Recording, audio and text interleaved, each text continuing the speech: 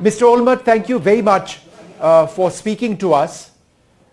My first question to you is this. Do you believe that Israel may respond militarily to the Iranian attack? I hope not.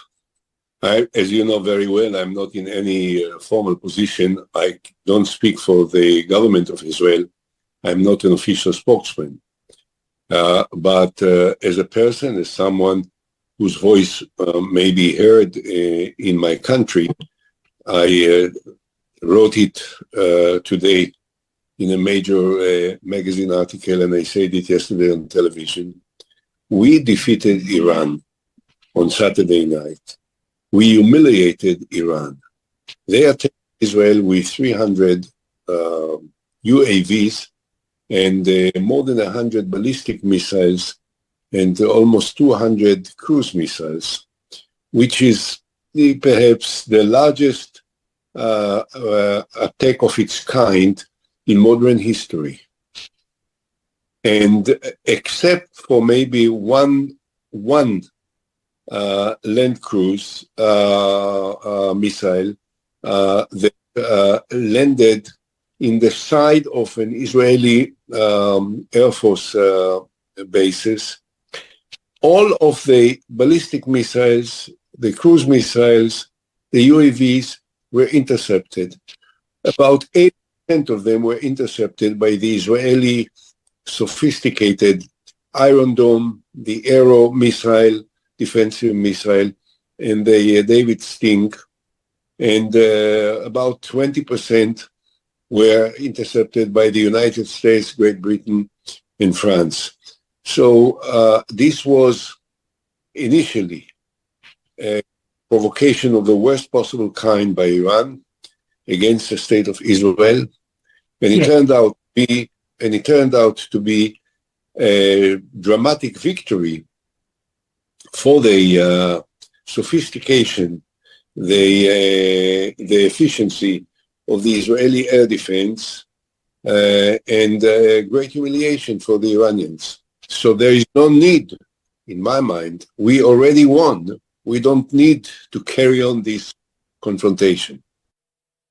Mr. Olmert, the chief of staff of Iran said that as far as they were concerned, after their attacks, that is all that they were interested in doing. Was that a message to Israel and your allies that they had had enough and they want to put an end to the hostilities? Well, I have to say that the Iranians are quite credible in the sense that when they announced they will attack Israel, they actually did. So now when they announced that they will, that they have finished this wave or round of attacks, I want to take them seriously and to accept at face value what they said. We will, however, as you can imagine, Israel will have to open its eyes and keep all the systems ready in the event that someone there, for whatever reason, will decide to breach their announcement and to attack Israel again. But I hope that they look at it as a full stop for them. And my advice to the Israeli government, I said it publicly and openly, is that we don't need to react. Mr. Olmert, the worry for Israel is that attacks are carried out by proxies of the Iranian government. And the government of Israel has said this many times, whether it is Hamas or it is Al-Quds or other groups. In as much as the real fighting with Iran may have ended, it's these proxy groups which keep attacking Israel. Do you feel that that is a concern which may not go away immediately? Well, the truth is that, as you know very well, the Iranians were attacking Israel from the beginning through their proxies. The Hamas is a proxy of Iran. There's no question about it. And one of the reasons that people think the timing was chosen on the 7th of October was because it was very close to the possible conclusion of an agreement between Israel, Saudi Arabia, the United States, for a normalization that would have created a new bloc of countries that are opposed to Iran. So they used the Hamas. I don't know whether this is completely accurate, but it makes sense. And also the Hezbollah from the north is a proxy of Iran, and the Iranian militias in Syria are a proxy of Iran, and the Houthis in Yemen are the proxies of Iran. So we don't have any expectations. Don't read me wrong. Iran announced that Iran will not attack Israel from its own territory, but they never said, and I never even was led to think that they will stop the provocations through the proxies. We will attack the proxies in a manner that may convince them that it's not worthwhile. By the way, I think that the defeat of Iran on Saturday night may influence the proxies to rethink whether it's worthwhile for them to continue, because all the time they were fighting on the basis that Iran is dominant. So now they know Iran is not dominant. Mr. Olmert, there have been international concerns about the loss of life in Gaza. Some reports suggest that 30,000 plus have died. Do you believe that the deaths and the killing in Gaza needs to end? Well, I have to say something.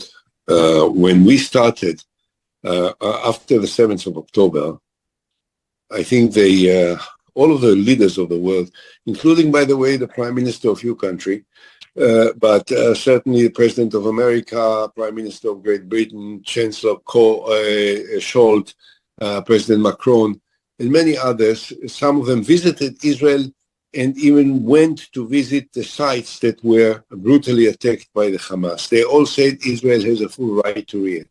Now, when they said it, they knew that Hamas is embedded in the urban centers in Gaza, where hundreds of thousands of civilians are crowded. And it's almost impossible to think of an Israeli counterattack in Gaza without having civilians casualties, non-involved civilians casualties, as it turned out to be. Now, I have to say, number one, we have no policy, we have no purpose, we have no desire to hit non-involved Palestinians. Completely different from Hamas. Hamas attacked innocent civilians in the homes, in the living rooms, in the bedrooms, in the safe rooms. They raped, they butchered, they beheaded. They did the most horrible things to innocent civilians. We have no such policy.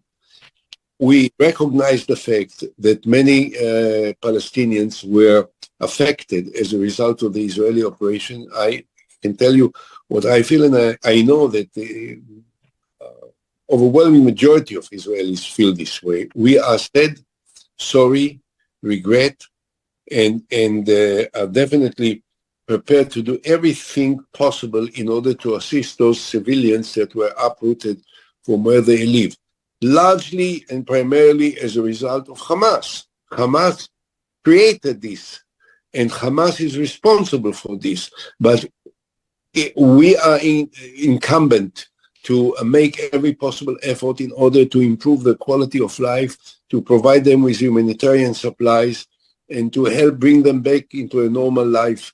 And I hope that we will do this together with the international community, and this is something that must be done.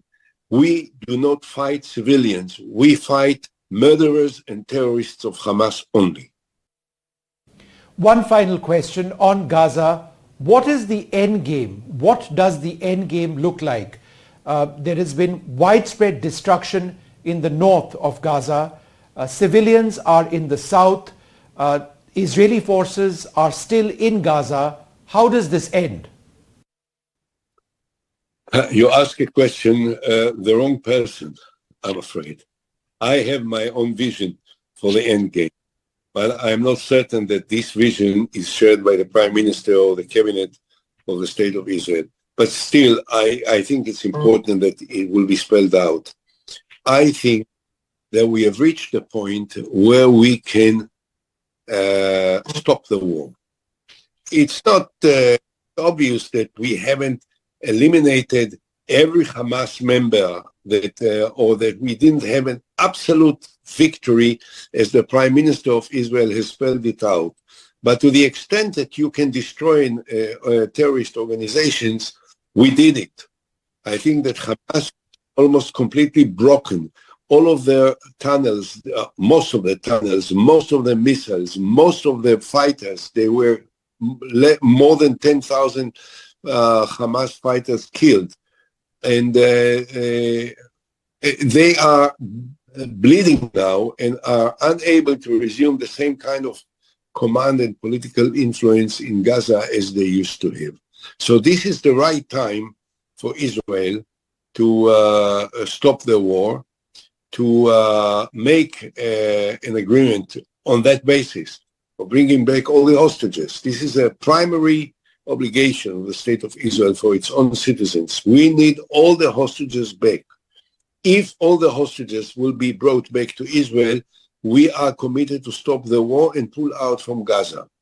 We have to introduce into Gaza, together with the international forces, together with the United Nations, with America, with Great Britain, and with countries like India and others, international force, intervention force, that will take for an interim period of time the control in Gaza to start the rehabilitation of Gaza and also to prevent Hamas of resuming any status in Gaza. And subsequently, of course, the Palestinian, together with the moderate Arab countries, will have to establish the security force that will step in instead of the international force in a couple of years' time and will take over. Gaza is not Israeli. Gaza is part of the Palestinians and it has to be ruled by Palestinians. Now, at the same time, Israel has to declare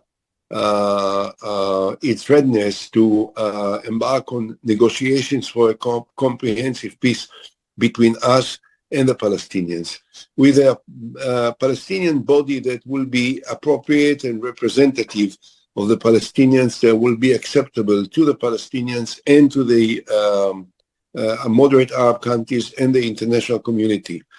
I think that this has to be part of a regional agreement that will include also Saudi Arabia and of course, the Emirates, which already have a peace with Israel and so on. So that is the war that has been so tragic for us and for many Palestinians can be also a starting point for a momentum of peace negotiations that will change the balance in the Middle East and will hopefully create a better stability and a better security for its countries. The negotiations between us and the Palestinians will have to be based on a two-state solution.